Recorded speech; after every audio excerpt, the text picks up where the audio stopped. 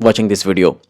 तो चलिए शुरू करते हैं। आप लोग जिस मुद्दे के लिए आए हैं उस पर बात करते हैं। आज जो हम वीडियो लेकर आ रहे हैं क्लास 12th के इंग्लिश सेक्शन के बुक के पोर्शन को कंप्लीट करेंगे। बच्चों अभी कंप्लीट डिस्कशन तो बहुत मुश्किल हो जाएगी क्योंकि आपके एग्जाम्स भी काफी करीब है। तो हम लोग ऐसा करते हैं, बुक के जो पोर्शन है हर एक टॉपिक से कुछ इंपॉर्टेंट क्वेश्चन, जो बहुत ज्यादा इंपॉर्टेंट क्वेश्चन है, जो जिसके बहुत सारे चांसेस हैं एग्जाम्स में आने के, जो कई बार एग्जाम्स में पूछे गए हैं, रिपीटेडली पूछे गए हैं, उन क्वेश्चन को हम लोग लेकर आए हैं। तो कोशिश करिएगा कि इस वीडियो को कंप्लीट देखिए, लेकिन हाँ, इस सीरीज को फॉलो जरूर करिएगा। इस सीरीज में कंप्लीट पोर्शन आने वाले हैं बुक के। अगर आपको ये वीडियो पसंद आएगा तो ही हम लोग इस सीरीज का नेक्स्ट वीडियो लेके आ पाएंगे, वरना हम लोग को अनफॉर्चुनेटली इस सीरीज को डिसकंटिन्यू करना पड़ेगा। लेकिन आशा करते हैं कि आप लोगों को पसंद आएगा, क्योंकि ये वीडियो आप लोगों के लिए ही बनाया जा रहा है, तो फॉर श्योर आपको पसंद आएगा। तो चलिए शुरू करते हैं। लेकिन हाँ, इसका टॉपिक आप पहले देख लीजिए। टॉपिक क्या है? Indian civilization and culture.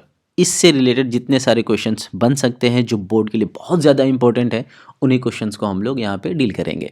पहला क्वेश्चन क्या कह रहा है? The Gujarati equivalent for civilization means. देखिए, द गुजराती का मतलब ये हुआ कि ये गुजरात के लोगों के बारे में बात कर रहा है, वहाँ की संस्कृति के बारे में बात कर रहा है, वहाँ की सभ्यता के बारे में बात कर रहा है। तो उनका जो संस्कृति सभ्यता है, इक्विवेलेंट है सिविलाइजेशन, मतलब उनका जो सभ्यता है, उनका रहन सहन जो है, कैसी सभ्यता है, किसके बराबर है। तो देखिए, बैड कंडक्ट तो हो नहीं सकता, इंटेलिजेंट कंडक्ट नहीं है, डिलाइटफुल कंडक्ट भी नहीं है। इसका करेक्ट आंसर है आपका गुड कंडक्ट। की तरफ बढ़ते हैं। Civilization is that mode of conduct which points out to man the path of duty. देखिए, बेसिकली सिविलाइजेशन का मतलब क्या होता है? सिविलाइजेशन का मतलब होता है सभ्यता, संस्कृति। सभ्यता का मतलब क्या होता है कि आप कैसे रहते हैं, कैसे व्यापार करते हैं, आपका पालन पोषण क्या है, क्या पालते हैं, उस टाइम पे करेंसी क्या थी, कैसे रहते थे, इन सब चीज़ों को मिला के एक सिविलाइजेशन बनती है, जिस सिविलाइजेशन के बारे में हम आगे जाके पढ़ते हैं। देखिए, इस क्वेश्चन में कह रहा है mode of conduct which points out to man the path of duty. Path of duty का मतलब होता है कर्तव्य की राह। अब मोड ऑफ कंडक्ट क्या होता है कि किसी भी चीज़ को करने का सही तरीका क्या हो सकता है, विद्या क्या हो सकती है, तरीका क्या हो सकता है, इन सब चीज़ों को कहाँ से लिया गया है। इसमें क्वेश्चन में कह रहा है कि इनको कहाँ से लिया गया है। Is from Indian civilization and culture. सही आंसर आपका ये हो जाएगा। चलिए नेक्स्ट क्वेश्चन में बढ़ते हैं। Some of immediate and brilliant result of modern invention. देखिए, इस क्वेश्चन में क्या कह रहा है कि some of immediate and brilliant result of modern invention are too maddening to resist. देखिए, इमीडिएट का मतलब होता है तात्कालिक, ब्रिलियंट का मतलब होता है शानदार, रिजल्ट का मतलब आपको पता ही है परिणाम, मॉडर्न का मतलब होता है आधुनिक, इन्वेंशन का मतलब होता है आपको आविष्कार, टू मैडनिंग का मतलब होता है बहुत ज्यादा पागलपन कर देने वाला, टू रेसिस्ट। इसका सही आंसर आपका हो जाएगा इंडियन सिविलाइजेशन एंड कल्चर। चलिए नेक्स्ट क्वेश्चन की तरफ मूव करते हैं। नेक्स्ट क्वेश्चन में क्या कह रहा है? The more we indulge in our passion the more unbridled they become. देखिए, इसका मतलब क्या होता है, पहले इसका मतलब समझते हैं, फिर इसका आंसर आपको देते हैं। देखिए, द मोर का मतलब तो आपको पता ही होगा, मोर का मतलब ज्यादा होता है। वी इंडल्ज वी का मतलब हम, इंडल्ज का मतलब होता है कि चीज में लिप्त होना, खोना। अब इन आवर पैशन, हमारे शौक, पैशन का मतलब होता है जुनून, शौक, कुछ करने का आपका पैशन है। जैसे कि आप में से किसी को डॉक्टर बनना होगा, आप में से किसी को इंजीनियर बनना होगा, आप में से किसी को आईएएस बनना है, आईपीएस बनना है, किसी को साइंटिस्ट बनना है। तो ये पैशन होता है आपका कि मुझे ये करना है, लेकिन ज्यादा लिप्त होना भी सही नहीं है। The more unbridled they become. Unbridled का मतलब होता है बेलगाम। जितना हम अपने पैशन में, जुनून में लिप्त होते हैं, उतना ही ज्यादा वो क्या हो जाते हैं, बेलगाम होते चले जाते हैं। देखिए, इसका करेक्ट आंसर हो जाएगा आपको इंडियन सिविलाइजेशन एंड कल्चर। चलिए नेक्स्ट की तरफ बढ़ते हैं। नेक्स्ट क्वेश्चन में क्या कह रहा है कि dash dash were satisfied with true home rule. देखिए, होम रूल क्या होता है पहले ये समझ लीजिए। ट्रू होम रूल में क्या होता है कि हमारे जो एंसेस्टर होते थे, जो हमारे पूर्वज थे, वो किस चीज पर डिपेंड करते थे। देखिए, वो रहते तो इंडिपेंडेंटली थे, लेकिन ऑक्यूपेशन वाइज एग्रीकल्चर पर डिपेंड करते थे। वो शहरों की तरफ नहीं जाते थे, वो एग्रीकल्चर से अपना भरण पोषण करते थे। देखिए, इसका करेक्ट आंसर आपका हो जाएगा, देखिए जर्मन्स तो नहीं हो सकता, इटालियंस नहीं होगा। जर्मन्स तो वो ये हो गया कि अभी जो जर्मनी में लोग रहते हैं उसको जर्मन्स बोलते हैं, तो जर्मन्स भी नहीं होगा, ठीक है। और जो इटालियन है वो भी नहीं होगा। ग्रीस में जो लोग रहते हैं उनको ग्रीक्स बोलते हैं। तो इसका सही आंसर आपका हो जाएगा आवर एंसेस्टर्स।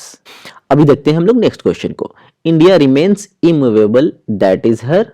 अभी देखिए, इमूवेबल का मतलब होता है कि उस चीज़ को बदला नहीं गया हो, उस चीज़ को बदला नहीं जा सकता। हमारी जो पुरानी सभ्यता थी धीरे धीरे हम लोग उससे डेवलप किए हैं, लेकिन इसका मतलब ये नहीं है कि हमारा सम्मान, हमारी ग्लोरी, हमारी महिमा कम हुई है। तो इसका सही आंसर हो जाएगा आपको, इसका आंसर क्या हो जाएगा आपको? ग्लोरी। ठीक है, नेक्स्ट क्वेश्चन की तरफ बढ़ते हैं। नेक्स्ट क्वेश्चन में क्या कह रहा है?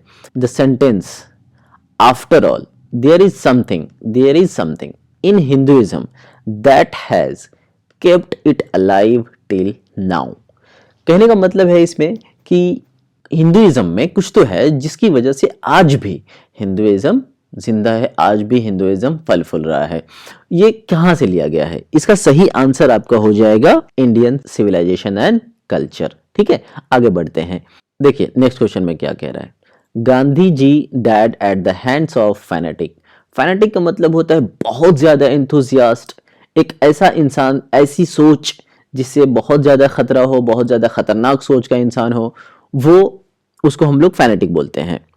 देखिए इसका सही आंसर आपको हो जाएगा, गांधी जी की मृत्यु कब हुई थी? गांधी जी की मृत्यु हुई थी 30 जनवरी 1948 को। देखिए नेक्स्ट क्वेश्चन में क्या कह रहा है? I believe that civilization India has evolved is not to be beaten in the world. देखिए इस सेंटेंस में क्या कहने की कोशिश की जा रही है कि इंडिया में जो सभ्यता जो विकसित हुई है वो सभ्यता पूरे देश में, पूरे वर्ल्ड में हराई नहीं जा सकती है। ये आपको लिया गया है इंडियन सिविलाइजेशन एंड कल्चर से। तो इसका सही आंसर हो जाएगा आपको इंडियन सिविलाइजेशन एंड कल्चर। ठीक है, अब हम लोग नेक्स्ट क्वेश्चन की तरफ बढ़ते हैं। देखिए नेक्स्ट क्वेश्चन क्या कह रहा है? Our forefathers did not invent machinery because. हमारे जो पूर्वज थे, फोर फादर्स का मतलब होता है पूर्वज, डिड नॉट इन्वेंट, इन्वेंट का मतलब होता है आपको कुछ नया बनाना, आविष्कार करना। मशीनरी, मशीनरी का मतलब होता है हर कुछ मशीन है, आप सेलफोन यूज कर रहे हो वो भी मशीन है, कंप्यूटर है, लैपटॉप है, बाइक्स है, कार्स है, एवरीथिंग इज मशीन। जो भी जिस चीज को ऑपरेट करने के लिए हमें किसी ह्यूमन टच की जरूरत पड़ती है वो मशीन्स में आती हैं। तो देखिए ऑप्शन में अगर पढ़िए, अगर हम लोग डी से स्टार्ट करते हैं तो क्या कह रहा है? दे वर जेलस ऑफ अस। हमारे पूर्वज हमसे जलते थे। ऐसा नहीं है, ऐसा कभी हो नहीं सकता, ऐसा नहीं होता है। ठीक है, सी नंबर ऑप्शन क्या कह रहा है? They did not like to see us comfortable. ऐसा भी नहीं है, हमारे पूर्वज ऐसा क्यों सोचेंगे कि हम लोग कंफर्टेबल फील ना करें, हमारी कंफर्ट खराब हो जाए, ऐसा नहीं है, ऐसा बिल्कुल भी नहीं है। तो ये सी नंबर ऑप्शन भी नहीं होगा। देखिए they knew we would be happy. ऐसा भी नहीं है कि वो हमारी खुशी उनको पसंद नहीं है, ऐसा नहीं है। उनकी सोच क्या थी कि अगर हम लोग कुछ मशीन बनाते हैं तो मशीन के लिए हम लोग गुलाम बन जाएंगे। आजकल हम लोग सेलफोन चलाते हैं, दिन भर लगे रहते हैं सेलफोन में, तो हम लोग काइंड ऑफ सेलफोन के गुलामी तो है। तो उनका सोच सही था, अगर सोचा जाए तो उनका सोच भी ये सही था। तो हमारा करेक्ट आंसर हो जाएगा यहाँ पे ऑप्शन नंबर ए। देखिए नेक्स्ट क्वेश्चन में क्या कह रहा है वो देखते हैं, पढ़िएगा जरा ध्यान से। Mahatma Gandhi has written the lesson. Mahatma Gandhi ने क्या लिखा था? देखिए इसमें करेक्ट आंसर है आपका इंडियन सिविलाइजेशन एंड कल्चर। ठीक है, Indian civilization and culture. Next question पे जाते हैं। Pharaohs were ruler of ancient. देखिए फिरो कौन होता है? फिरो उनको कहा जाता है जो इजिप्ट के जो शासक होते थे ना, उनको फिरो कहा जाता था। ठीक है, तो इसका करेक्ट आंसर आपका हो जाएगा Egypt, option number B. Next question में क्या कह रहा है? Dash dash were ruler of Egypt. Egypt, अभी तो बताया मैंने आपको कि जो इजिप्ट के रूलर्स होते थे उनको फेरो कहा जाता था। तो ये अमेरिकन्स भी नहीं है, ईरानियंस भी नहीं है, उसके बाद में आपको ये अफ्रीकन्स भी नहीं है। तो इसका करेक्ट आंसर हो जाएगा आपको फेरोज। ठीक है, फेरोन्स कहा जाता था। देखिए नेक्स्ट क्वेश्चन में क्या कह रहा है वो देखते हैं। Civilization is the state of development of a. देखिए सिविलाइजेशन, सभ्यता किस चीज की डेवलपमेंट की स्टेट हो सकती है? स्टेट का मतलब होता है एक अवस्था। किस चीज की डेवलपमेंट की अवस्था हो सकती है? किसकी? बर्ड की? नहीं। एनिमल की? नहीं। नॉन लिविंग थिंग्स की। भाई इसकी तो सभ्यता हो नहीं सकती ना, एनिमल्स की भी सभ्यता नहीं थी, बर्ड की भी नहीं थी। तो हमारी इसका करेक्ट आंसर आपका हो जाएगा पीपल। ठीक है, देखिए नेक्स्ट क्वेश्चन में कह रहा है gibbon is associated with. Gibbon का संबंध किससे है? देखिए इसमें आपको स्वीडन से नहीं था, अमेरिका से नहीं था, रशिया से नहीं। हाँ, इसका करेक्ट आंसर आपका हो जाएगा इटली से। ठीक है, इसको आप लोग देखते चलेंगे कंटिन्यूअसली देखते रहिएगा, आपको फायदा जरूर होगा। देखिए अभी क्या कह रहा है कि European civilization will mean for India. देखिए नेक्स्ट क्वेश्चन क्या कह रहा है? European civilization will mean for India. देखिए यूरोपियन जो सिविलाइजेशन है उनका जो कल्चर है हमारी कल्चर सभ्यता से काफी डिफरेंट है। अगर हम लोग उसको फॉलो करने लगे तो हमारी सभ्यता को क्या करेंगे? देखिए लिविंग नहीं, रियल नहीं होगा, ये हमारी सभ्यता को क्या कर सकते हैं? रूइन कर सकते हैं, खराब कर सकते हैं। देखिए अब हम लोग नेक्स्ट क्वेश्चन की तरफ बढ़ते हैं। Simple living and high thinking is the base of. Simple living का मतलब क्या होता है? सिंपल लिविंग का मतलब होता है हम जिस तरीके से साधारण तरीके से रहन सहन, कोई बढ़ावा नहीं, कोई दिखावा नहीं, simple living. And high thinking, high thinking का मतलब होता है सोच बड़ी रखना, सोच को बड़ा रखना, हमेशा अच्छी अच्छी तरीके से सोचना, हमेशा बड़ों को इज्जत देना, जो गरीब हैं उनका ख्याल रखना, जो अपने से कम कमाते हैं उनका ध्यान रखना, जो भूखे, कोई अगर हमारे पड़ोस में अगर कोई हमारा भूखा सो रहा है तो उनका भी ख्याल रखना, या फिर आगे की सोचना, उनको कहते हैं high thinking. Is the base of, हमारा इंडियन सिविलाइजेशन का बेस ही यही है, simple living and high thinking. तो इसका करेक्ट आंसर आपका हो जाएगा simple living and high thinking का इंडियन सिविलाइजेशन। ठीक है, नेक्स्ट क्वेश्चन में कह रहा है Indian glory is that it is. Indian glory क्या है? संस्कृति है, गरिमा है, क्या है? इमूवेबल है। हम लोगों को इसको क्या करना चाहिए? चेंज नहीं करना चाहिए, हमारी सभ्यता को बचाना चाहिए। ठीक है, नेक्स्ट क्वेश्चन देखते हैं क्या कह रहा है। नेक्स्ट क्वेश्चन में क्या कह रहा है? Dash dash was a spiritual leader than a politician. देखिए इसमें कहा जाता है, महात्मा गांधी को कहा जाता था कि वो जो है ना पॉलिटिशियन नहीं है, पॉलिटिशियन से बेहतर वो स्पिरिचुअल लीडर है। वो उनके अंदर लीडरशिप क्वालिटी बहुत ज्यादा थी। लीडरशिप क्वालिटी की ही वजह से उन्होंने साउथ अफ्रीका में काले और गोरे का भेद खत्म किया, फिर हमारे इंडिया में आए, इंडिया को अंग्रेजों से आजादी दिलाई। तो क्या होता है, एक अच्छे पॉलिटिशियन होने से पहले उन्हें एक स्पिरिचुअल लीडर कहा जाता है। ठीक है, तो इसका करेक्ट आंसर आपका हो जाएगा, इसका करेक्ट आंसर आपका हो जाएगा महात्मा गांधी। ठीक है, तो चलिए आगे नेक्स्ट क्वेश्चन की तरफ बढ़ते हैं। My experiment with truth was written by. My experiment with truth किसने लिखा है? ठीक है, तो नेहरू जी ने नहीं लिखा है, मौलाना अब्दुल कलाम आजाद जी ने नहीं लिखा है, सरदार पटेल ने लिखा है, नहीं। देखिए सत्य और अहिंसा का नारा किसने दिया था? महात्मा गांधी जी ने दिया था।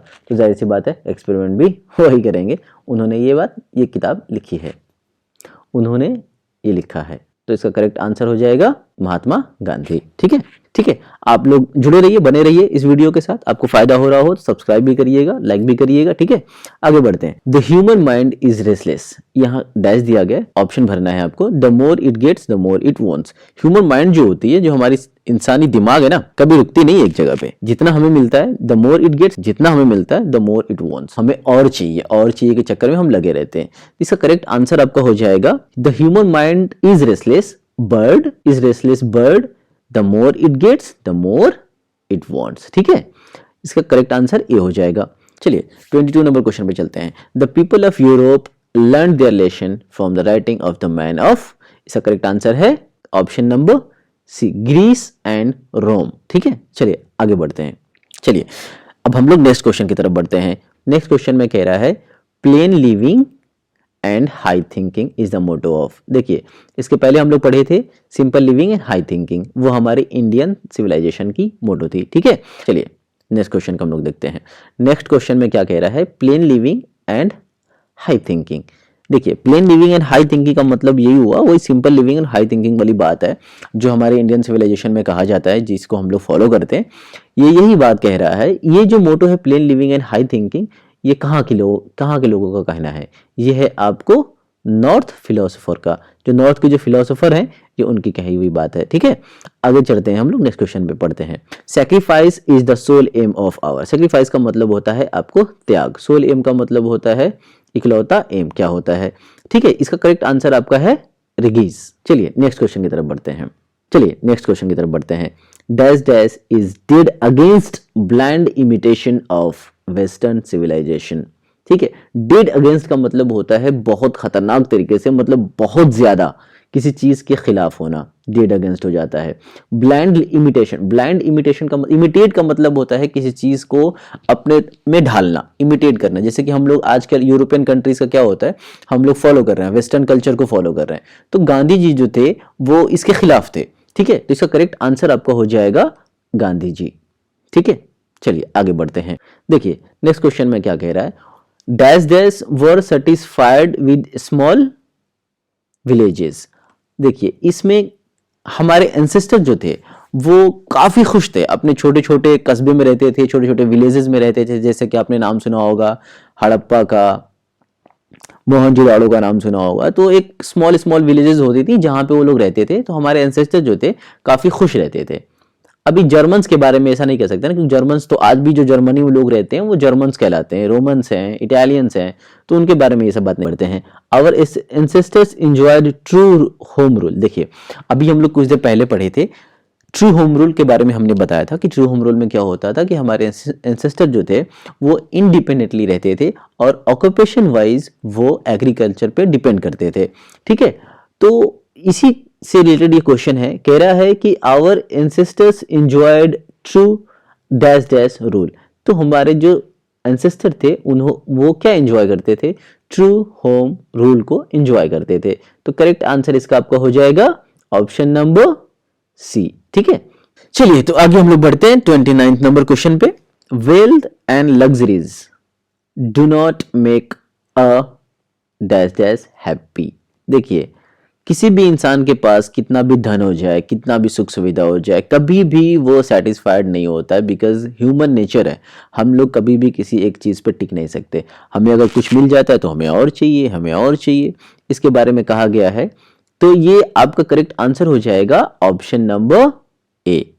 ठीक है, आप इसको करेक्ट पढ़िए, wealth and luxuries do not make a man happy. ठीक है, नेक्स्ट क्वेश्चन में क्या कह रहा है, गांधी जी वेंट टू चंपारण इन। गांधी जी चंपारण कब गए, ये क्वेश्चन कह रहा है। तो गांधी जी चंपारण में आए थे 1917 में। देखिए गांधी जी चंपारण क्यों आए थे, आपको पता है कि हमारे देश की आज़ादी की लड़ाई, पहली सत्याग्रह यहीं से शुरुआत की गई थी, चंपारण से, जिसको हम लोग चंपारण सत्याग्रह के नाम से भी जानते हैं। ठीक है, नेक्स्ट क्वेश्चन की तरफ बढ़ते हैं। ठीक है, चलिए हम लोग नेक्स्ट क्वेश्चन की तरफ बढ़ते हैं। नेक्स्ट क्वेश्चन में क्या कह रहा है, the people of Europe are inspired by dash dash and Roman writers. Greek and Roman writers. देखिए यूरोप के जो लोग थे किससे इंस्पायर्ड थे, ग्रीक से और रोमन से। रोमन जो रोम में रहते थे, और जो ग्रीक उनको कहा जाता है जो ग्रीस में रहते हैं। ठीक है, जो एक ग्रीस कंट्री है जहां पे रहते हैं उनको ग्रीक कहा जाता है। देखिए नेक्स्ट क्वेश्चन में क्या कह रहा है, the invention of dash dash proved milestone in our development. Invention का मतलब होता है आविष्कार। देखिए हमारी जो सभ्यता थी पुराने जमाने की, उस सभ्यता को डेवलप करने में सबसे ज्यादा महत्वपूर्ण योगदान किसने दिया, फायर ने। आग का जब आविष्कार हुआ उसके बाद हमारी जो सभ्यता है स्टेट बाय स्टेट डेवलप करती गई।